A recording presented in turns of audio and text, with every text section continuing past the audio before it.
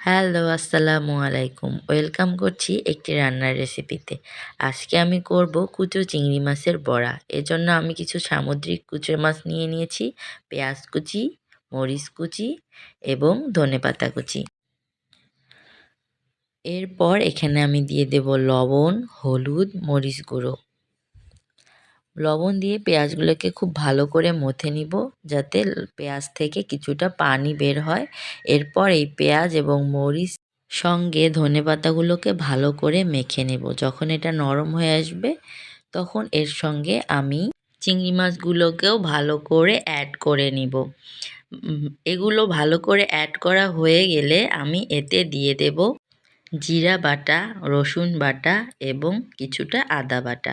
এগুলো দেওয়ার কারণ হচ্ছে চিংড়ি মাছের একটা আলাদা ঘ্রাণ থাকে, যেটা থেকে দূর করার জন্য, এবং মিক্সচারটাকে সুন্দর টাইট ফিট করার জন্য একটু চালের গুঁড়ি দিয়ে দিলাম। এখন আমার মিক্সচারটা মোটামুটি রেডি হয়ে গেছে ভাজার জন্য।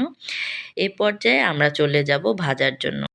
কড়াইয়ে তেল দিয়ে আমরা তেলটাকে গরম হওয়ার জন্য অপেক্ষা করব। ডুবো তেলে ভাজলেই ভালো হয়, তবে আমি অল্প তেলে ভেজে দেখাচ্ছি। আমি একে একে সবগুলো বড়া তেলে দিয়ে দিয়েছি এবং এক পাশটা হওয়ার জন্য অপেক্ষা করব। এক পাশটা হয়ে গেলে আমরা একটা খুন্তি দিয়ে বলগুলোকে আবার উল্টিয়ে দেব, যাতে অপর পাশটা হয়। অপর দিকটাও ভাজা হয়ে গেলে আমরা একে একে সবগুলো বড়া প্লেটে তুলে নিব।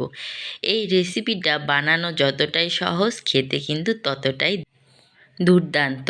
আপনারাও বাড়িতে এভাবে বড়া করে খেয়ে দেখবেন এবং আমাকে জানাবেন। এখানে আমি একটা বড়া ভেঙে দেখিয়ে দিচ্ছি, ভিতরটা ঠিক এরকম হবে।